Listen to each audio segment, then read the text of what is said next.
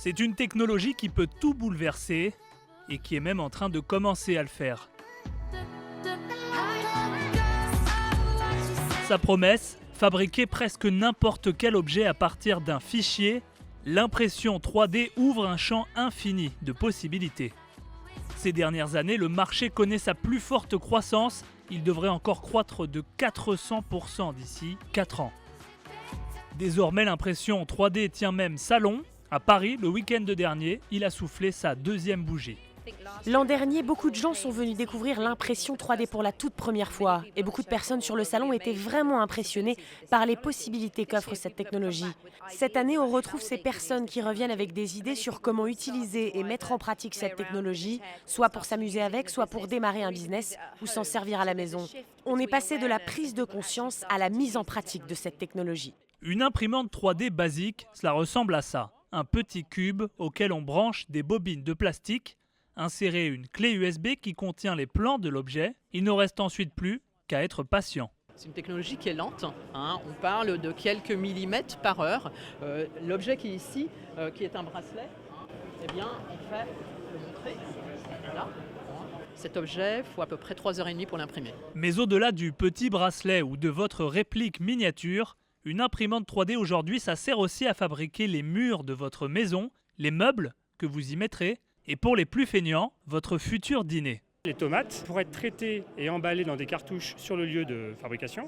La cartouche arrive chez vous, vous les mettez dans une machine qui a une imprimante 3D, mais avec le four, le congélateur, les placards, etc.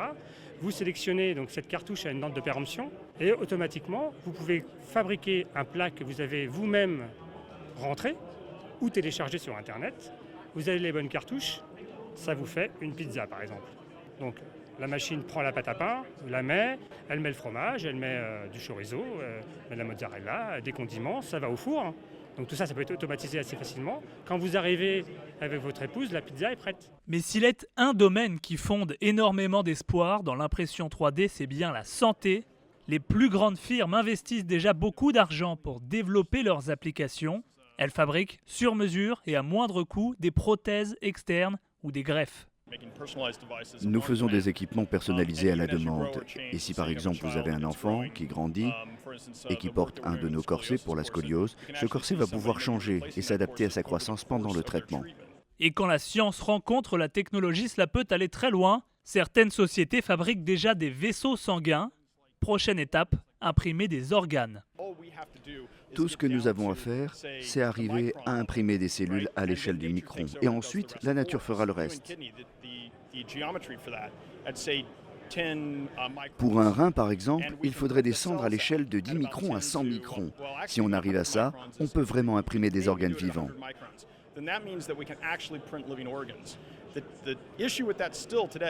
Pour l'heure, ce qui nous bloque, c'est qu'on n'a pas de logiciel suffisamment puissant pour définir cette finesse d'impression. C'est un gros enjeu. Une technologie qui bouleverse tant de choses, cela soulève forcément beaucoup de questions.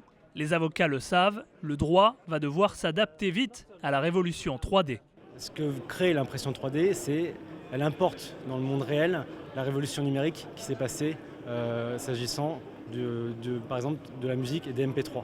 C'est-à-dire qu'on va vous permettre de reproduire de manière exponentielle et autant de fois que vous voudrez un produit que vous aurez acheté. Un petit exemple, vous achetez un jouet, vous le scannez, vous pouvez le reproduire ce jouet 10, 100 fois. Ce qui va créer un problème pour les titulaires de droits et pour les fabricants de jouets par exemple. C'est la même chose pour les pièces détachées de voitures qui vont avoir potentiellement un gros risque de contrefaçon par la démocratisation de l'impression 3D chez les particuliers. Le droit français est prévu et peut sanctionner les contrefaçons, les débordements de ces comportements. La question est, en pratique, sera-t-on vraiment capable de contrôler cette contrefaçon massive ? L'imprimante 3D n'a pas fini de révolutionner notre présent et notre avenir. En 2020, le marché de l'impression 3D pèsera plus de 21 milliards de dollars.